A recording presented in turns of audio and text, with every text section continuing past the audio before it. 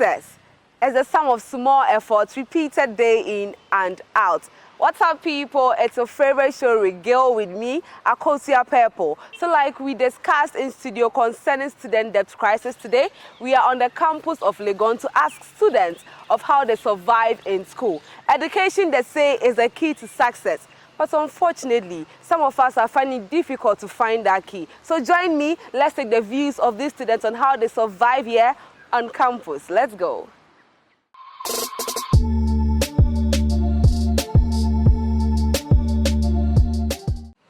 So you understand some of you face challenges here on campus because sometimes you don't have the money to purchase some of the stuff needed for studies and all that. And so today we are talking about student debt crisis. So if you are asked to explain what student debt crisis is, how, in your own way, how would you explain it? I mean, well, basically the crisis we face when you are in debt, like in fees, probably at the department, there are some things you have to pay.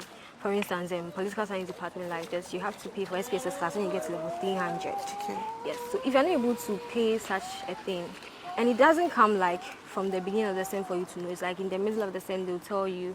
So if like in the middle you don't have money and you have to take the course, which is a required course actually, if you're not able to take the course, then that means you are losing your marks and you can't take a text on that. And it's scheduled, maybe like week or maybe 3 weeks. So if it goes beyond and you still don't have money, then you're losing your precious course and marks. So how do you see that? Is it fair that they are not able to introduce that at the beginning and in the middle? Because how is that?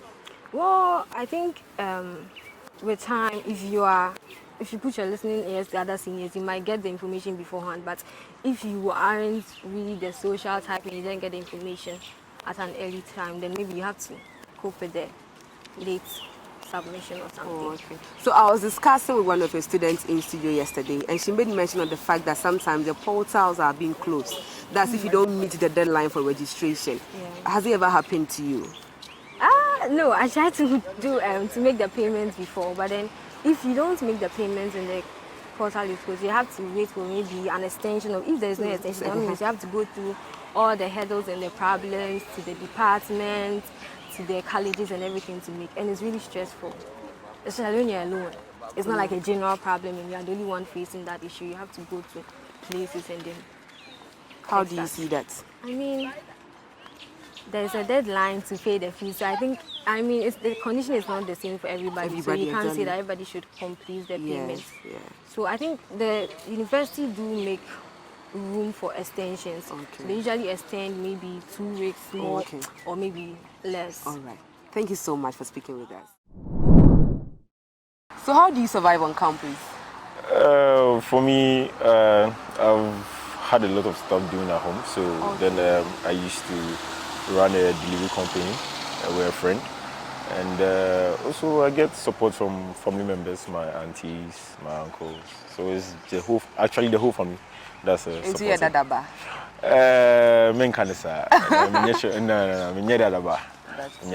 But so it means you've never experienced being sacked from the exam hall because you owe fees?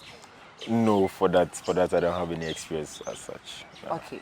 Let me ask you something you can say something on. I think this one they had to say, oh, Jane Kakra. Oh, no, so, no, okay, so do you support the slay gang thing? This lady sometimes, because you don't have support anywhere, they try to slay just to, cater for themselves on campus. Do you support that?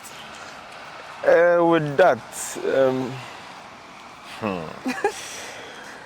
well, with that, it's a personal decision, it's a personal choice. I don't want to be judgmental about it, because then if it was a case where they had all their needs being catered for, I don't think they'll be out there like that. And we are in Accra. Accra, survival of the fittest. You have to survive. And if they are doing it, if they have an end in vision, they want to achieve something, I can't judge them. Fine, that's their own personal decision. But then, because if I'm judging them, then that means I have to give them alternatives. Yeah, sure. I have to give them something else to do, which I can't. So then, for that, I can't judge them. But if that's what you are going to do to survive, just I would say, make sure you are safe. Make sure you are safe. You protect yourself and all that, because recently we've had a lot of people dying. We see it on social media where they are used for rituals and all that. So then, for that, it's subjective. In my view, I'm very indifferent about it. I don't really want to judge anybody for doing that because I don't know the reason why the person is doing that. So how do you see the Ghanaian educational system? With the Ghanaian educational system, I feel there have to be a lot of reforms because then you realize that over a period of time we've been churning out people who I would say, in my view, don't match up to the market, the job market.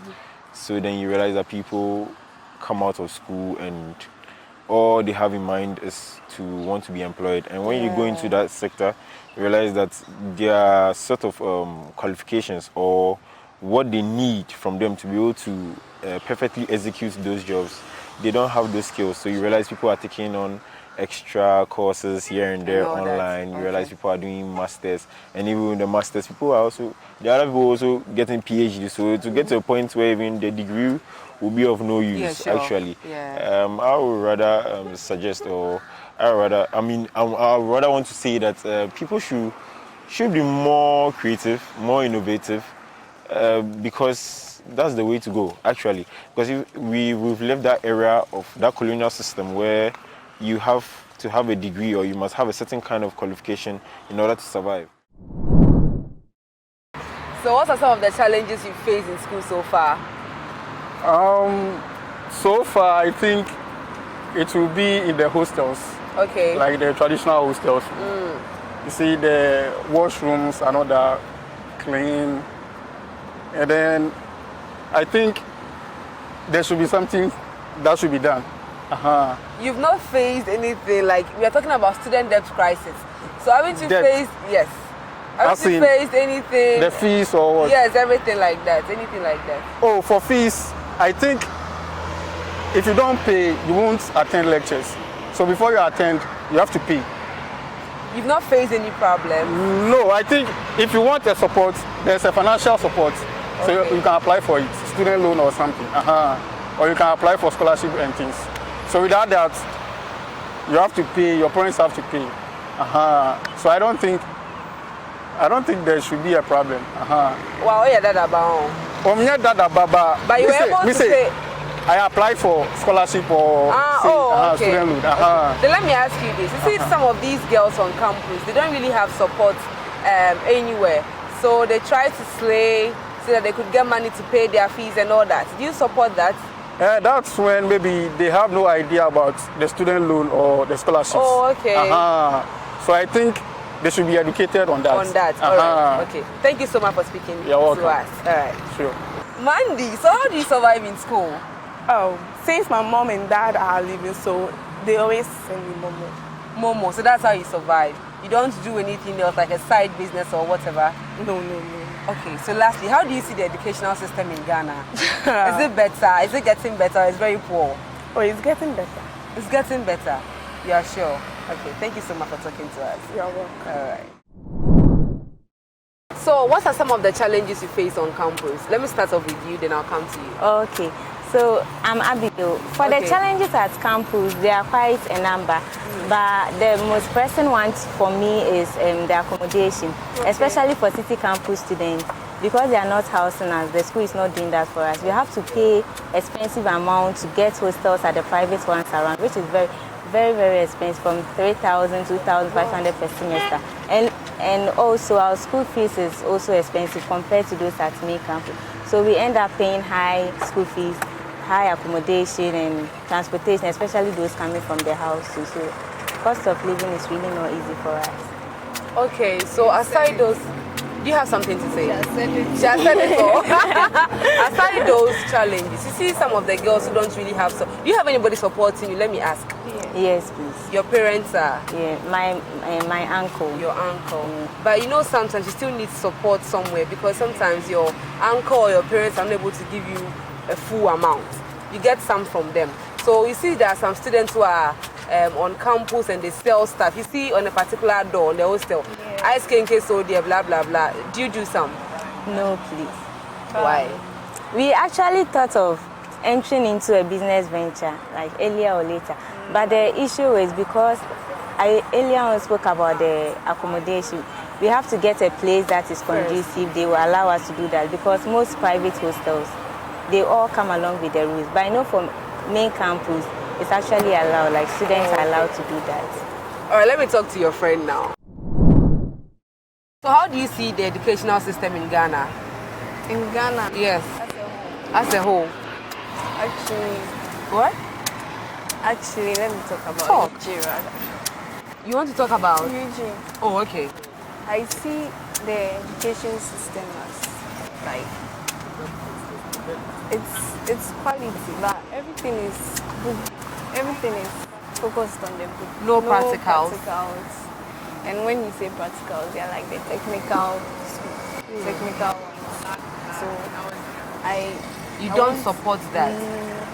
because everything needs practicals. Okay. Every lesson, many people learn through practicals. Me, for instance, I learn perfectly clearly through practicals. With a book, I don't like reading. Oh, okay.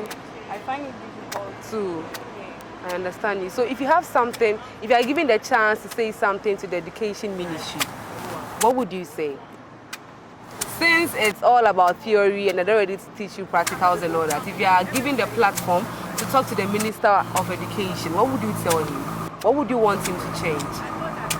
Actually, I want him to look to the educational system. Try to balance the theory part with the practical part. All right, thank you so much for speaking to us. You're welcome. How difficult today may be, remember you never have to do this day again. And so this is what some of the students have to say. Apparently, one student lamented about how expensive the hostel fees and the school fees is. And so I would like to use this platform to plead with the government to do something about it. Don't forget to subscribe, like, share, and leave a comment. Of course, I know you students at home have something to say. And so don't forget to bounce to the comment section and drop your comments. Many thanks to my producer and director, Miss Helena, and my DOP, iTunes. My name is Akosia Purple. Don't stop being amazing. Thank you for sticking and staying with me. Don't stop watching MO7 Studio. I'm out.